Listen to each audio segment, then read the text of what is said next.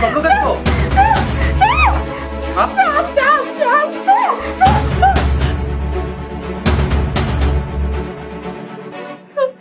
তুমি যাও ভাবে, আমি দেখতেছি।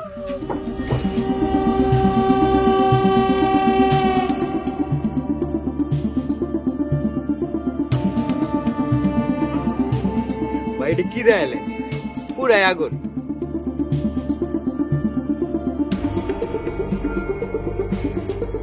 ভাই ভিডিওটা আমারে দেন না ভাই, দেন না ভাই। আর দিতেছি তো চাই এটা সবাই দেখুক।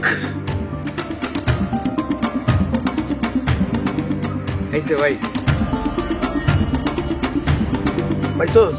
পাইছি ভাই।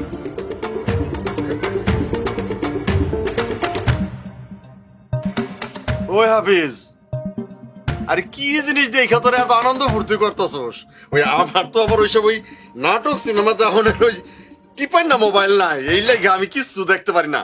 দে না আমি একটু তো তামসাটা দেখি। আরে মোস্তফা মিয়া বায়োস্কোপ দেখতাছি, তুই দেখা সহ্য করতে পারবা না। বাবা কি এমন জিনিস আছে আমি দেখা সহ্য করতে পারব না? হ্যাঁ আমার একটু দেখা, আর দেখি তোকে বায়োস্কোপ কি দেখতেছস তোরা। দেখা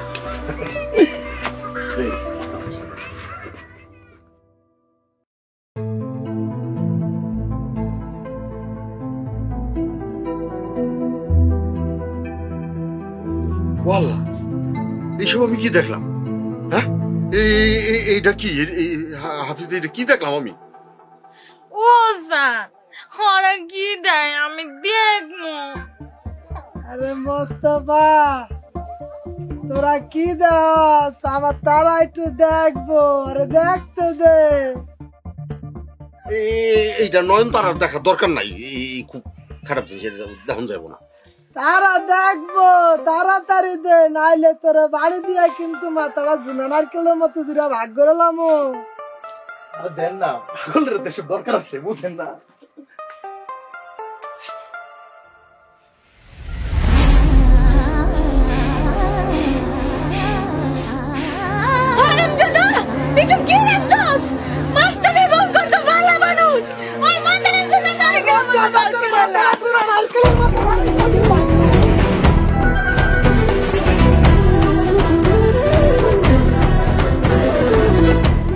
নগদ পেমেন্টে 500 টাকা পর্যন্ত ক্যাশব্যাক আর লেনদেনে প্রতিদিন ডিপ ফ্রিজ এবং ঘন্টায় ঘন্টায় এসি টিভি সহ দারুণ সব গিফট।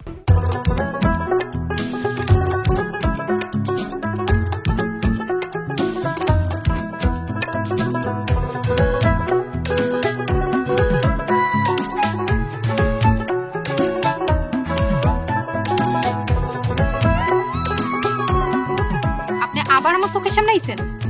আরে মিলি আইসি তোমার উপকার করতে। আপনারে কইছে কি আমার উপকার করতে?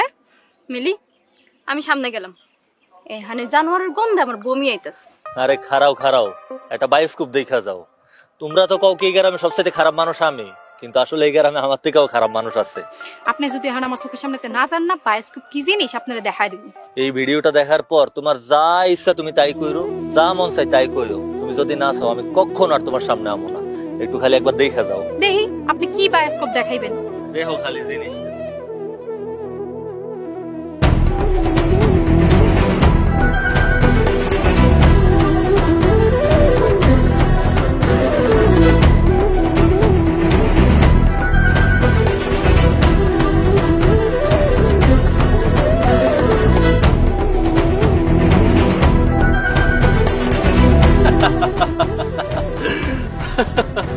এবার আইছে মজা।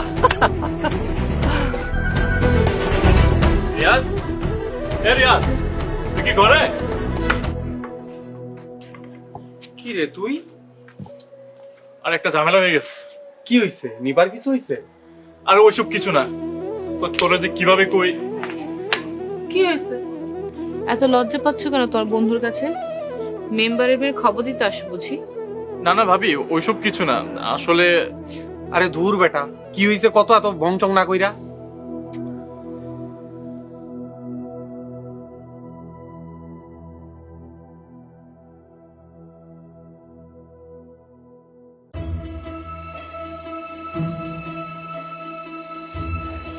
কোন জানোয়ারের বাচ্চার কাজ?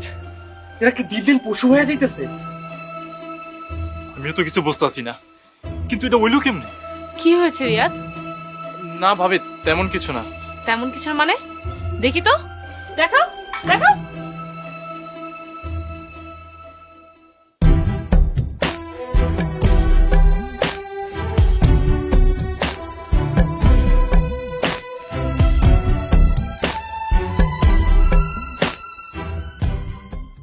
কিন্তু এই ঘটনাটা ঘটলো কিভাবে?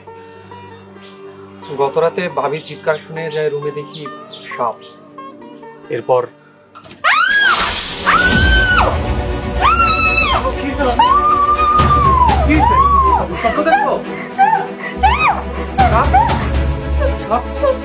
তুমি যাও ভাবে, আমি দেখতেছি। ওরা যে এমনি করবে এটা আমি বুঝতে পারিনি। হায় রে, আরে আমি তো ভাবছিলাম সত্যি সত্যি সাপ, কিন্তু সেটা ইচ্ছে করে ঘটানো হয়েছে। আর এটা কে করছে বুঝার আর বাকি নেই। ভাবি, তুমি কোনো চিন্তা করো না। ভাইয়ের খুনের বদলা আর ভাবির ইজ্জত যদি ফিরিয়ে আনতে না পারো, তাইলে আর কখনো মুখ দেখাও না।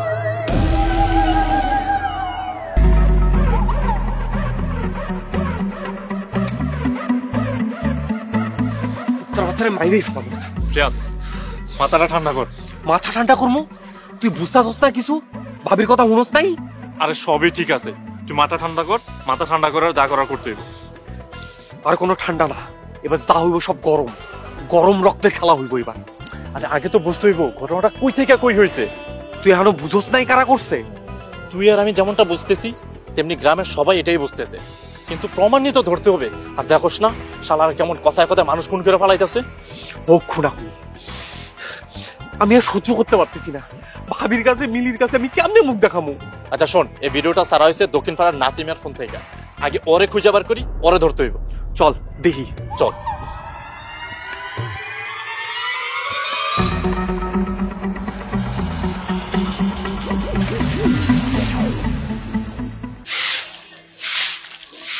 ভাবি, রিয়াদ কই? ও তো ঘরে ঘুমাচ্ছে, সারা তো ঘরে ছিল না। কোন কি ওই রাতে ঘরে আসছিল না? না, কেন কি হয়েছে? অঘটনটা কি তাইলে ওই ঘটাইছে? কিসের অঘটন? কি হয়েছে? ভাবি, মেম্বারের চামচা হাফিজ তো খুন হয়েছে। হায় আল্লাহ, কি বলো তুমি এটা? ভাবি তাড়াতাড়ি রিয়াদরা ডেকে উঠান। এই রিয়াদ, ঘুম থেকে উঠো।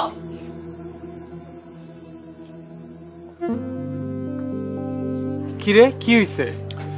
তুই হাফিজরে কিছু করছস? হ, রাইতে ভবের মার মারছি। আল্লাহ, কি বলো তুমি এসব? আরে বেটা, ওই তো মরে গেছে। কি মইরা গেছে?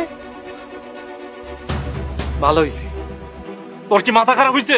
তুই ছুরি দিয়ে একটা মানুষ খুন করে ফেললি। ছুরি? আমার হাতে তো কোনো ছুরি ছিল না, আমি তো হাত দিয়ে মারছি। কস কি? তাইলে হাফিজরে জবাই করলো কে?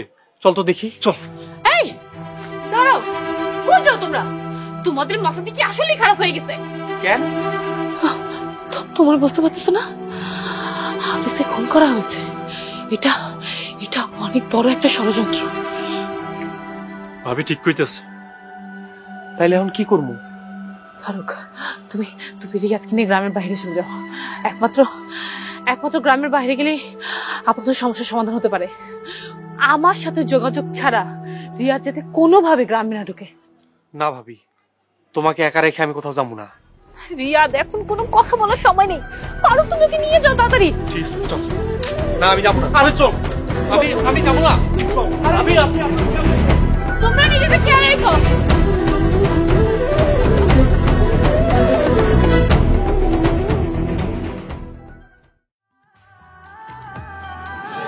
রিয়াদ,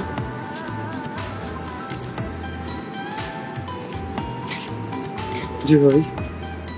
কোথায় গেছিলি? এই তো এখানে।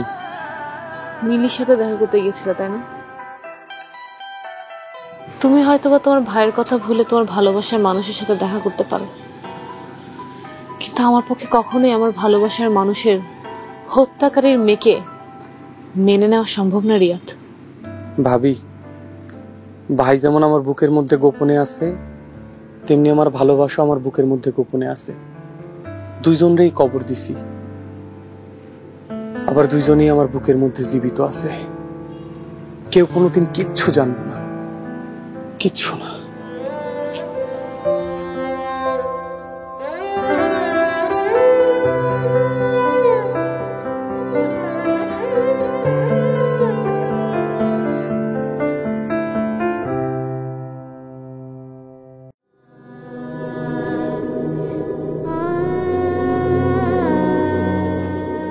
কি হয়েছে ভাবি?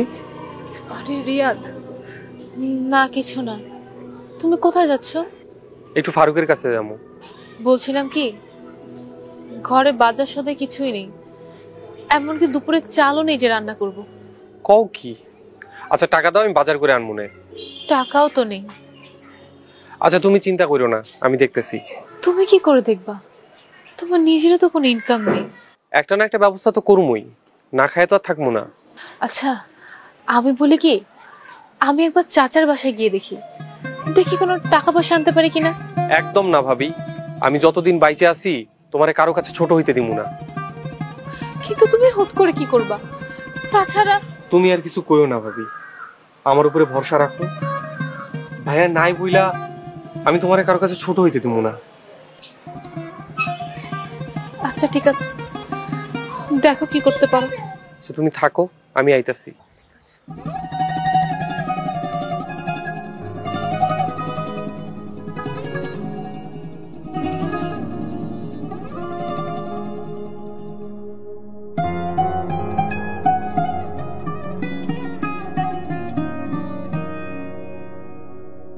চেয়ারম্যান সাহেব, আপনি কি জলিলের থেকে টাকাটা লইছেন?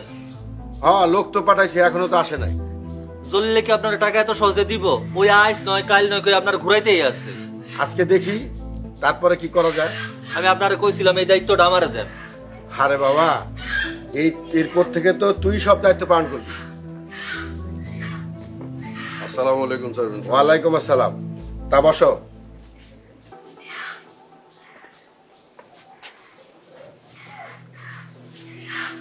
আসসালামু আলাইকুম মেম্বার সাহেব। ওয়ালাইকুম আসসালাম। চেয়ারম্যান সাহেব, তাহলে আপনি মেম্বার সাহেবের লগে কথা বলেন, সন্ধ্যায় দেখা করুন। হ্যাঁ ঠিক আছে। জি, আসসালামু আলাইকুম। তা কি খবর মতিন? জি ভালো। তুমি আসো না, অন্যান্য মেম্বাররা আমার গায়ে লাগে থাকে। নানান ঝামেলায় থাকি চেয়ারম্যান সাহেব। ঝামেলায় থাকো নাকি নিজে ঝামেলা করো? মানে তো তুমি কইতে পারবা। একটার পর একটা খুন করতেছো, অন্যের জমি দখল করতেছো। আপনি এইসব কথা কানে নিয়েন না চেয়ারম্যান সাহেব, এগুলা আমার নামে মিথ্যা অপবাদ। আপনি ঘটনা যেরকম শুনছেন, ঘটনা ওই রকম না। এমপি সাহেব আমার ফোন দেয়, থানায়ও তোমার নামে মামলা। এখন আমি কি করুম কও? আমারে কয়টা দিন সময় দেন চেয়ারম্যান সাহেব, আমি নানান ঝামেলায় পেঁচায় গেছি। আমি কি করুম কোন? আমার চারপাশে সব বেঈমান জড়ায় গেছে। তুমি মেয়ে লোক ছিল না, কে আপন আর কে বেঈমান তুমি বুঝো না। টুটুলের মতন পোলা সারা ইউনিয়নে আর একটা খুঁজে পাবে না। অরে আমি আমার নিজের পোলার মতোই বড় করছি, এখন নিজের ও খুব বড় মনে করে, আসমান দিয়া উইরা বেড়া। তুমি যে টুটুলটা খারাপ কও, সেই টুটুল কিন্তু তোমার অপকর্মের সাক্ষী। টুটুল আমারে ফাঁদে ফালাইতে চাইতেছে। অরে কিভাবে মানুষ করতে হয় এটাই মতিন মেম্বার খুব ভালো করেই জানে। তুমি যে কি বিপদে পড়তেছো তা তুমি নিজেই জানো না। আর শোনো, টুটুলের গায়ে যদি একটা ফুলের টোকা পড়ে তাহলে তোমাকে আমি ছাড়ব না। তাইলে এখন আপনি আমারে কি করতে কোন? তোমার না একটা মায়া আছে, টুটুলের লগে তোমার মায়ারে বিয়া দাও। এইসব আপনি কি কইতেছেন চেয়ারম্যান সাহেব? তুমি অনেক চালাক মানুষ, তোমারে বোঝানোর কিছু নাই।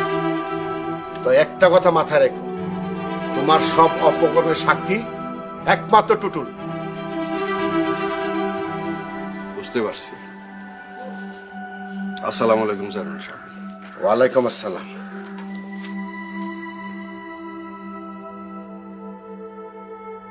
নগদ পেমেন্টে 500 টাকা পর্যন্ত ক্যাশব্যাক আর লেনদেনে প্রতিদিন ডিপ ফ্রিজ এবং ঘন্টায় ঘন্টায় এসি টিভি সহ দারুণ সব গিফট।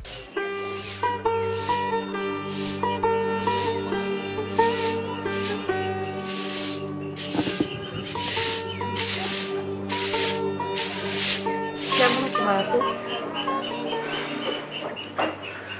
যেমন রাখছো তেমন আছি। মায়াপুর, আমার কি দোষ কইতে পারো?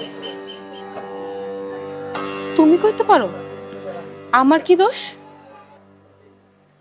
আমার বিয়ের মেয়েদের হাত থেকে মোছার আগে ওরা আমার স্বামীরে আমার থেকে কেড়ে নিছে। আচ্ছা, আমার মতো একটা এতিম মেয়ের জীবনে আর কি থাকতে পারে বলো?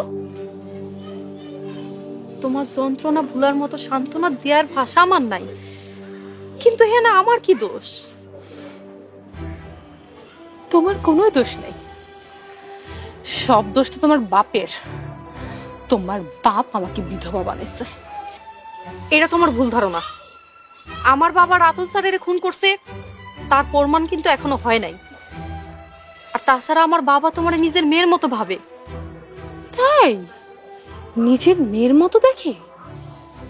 তাহলে তো মিলি, তোমার বিয়ে হলে তোমার স্বামীও তোমার বাপের হাতে খুন হবে। তোমার হাতেরও মেহেদি ওঠার আগে তুমি বিধবা হয়ে যাবে আমার মতো। মায়াপু, অসভ্যের মতো মুখে যা হে তাই কইতাছো। একদম চুপ, গলার নামায় কথা বলো। একটা খুনির মেয়ের সাথে কথা না, ঝাড়ু দিয়ে পেটানো উচিত। আর মিলি, একটা কথা কান খুলে শুনে রাখো, আমি মায়া বেঁচে থাকতে তোমার আর রিয়াদের কোনো কিছুই হতে দিব না। একটা খুনির মেয়ের সাথে আমি রিয়াদের কোনো দিনও বিয়ে হতে দিব না। মায়াপু, তুমি কিন্তু খুব বাড়াবাড়ি করতেছো। মিলি, তুমি এখান থেকে চলে যাও, নাইলে কিন্তু খুব খারাপ হয়ে যাবে।